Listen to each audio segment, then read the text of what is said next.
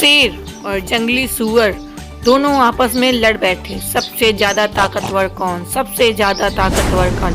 Hello hi friends, मैं हूं सपना और मैं लाती हूँ आपके लिए नई नई कहानियां। तो आज की कहानी है शेर और जंगली सूअर की कहानी। कहानी पसंद आए तो लाइक कमेंट शेयर सब्सक्राइब जरूर करिएगा।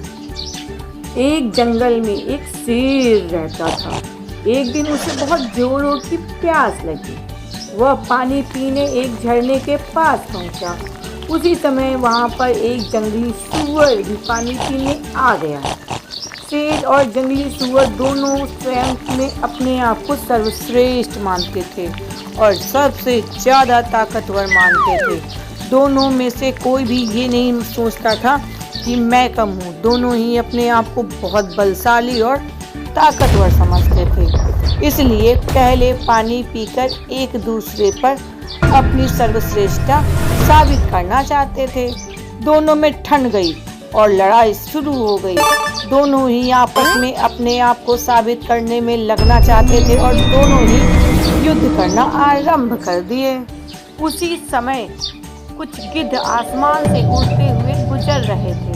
शेर और जंगली सूअर की लड़ाई देख उन्होंने सोचा कि आज तो दावत पक्की है। इन दोनों की लड़ाई में फिर मैं बहुत पेट भर कर मांस खाऊंगा और मजे करूंगा। आज तो दावत मना लूंगा। और फिर सारे गिद्ध वहीं पे आस पास जंगल में मंडराने लगे। एक गिद्ध को देख के गिद्धों की संख्या धीरे धीरे बहुत ज्यादा बढ़ गई। अब सब ये इंतजार करने में लगे थे कि कब कोई एक खत्म हो और मेरी पेट की भूख शांत हो। इधर शेर और जंगली सूअर के बीच में लड़ाई जारी। दोनों पर्याप्त बलशाली थे, इसलिए पीछे हटने को कतई तैयार ही नहीं थे। लड़ते लड़ते अचानक शेर की जो नजर थी वो आसमान में मंडराते गिद्ध पर पड़ गई।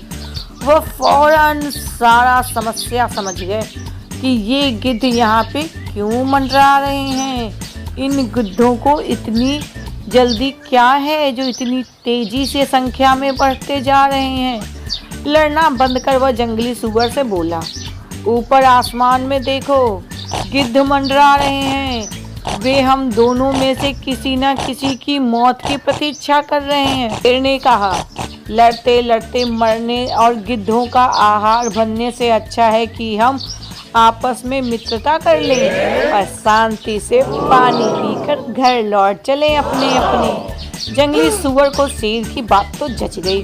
दोनों में आपस में मित्रता कर ली और साथ में झरने का पानी भी पी लिए।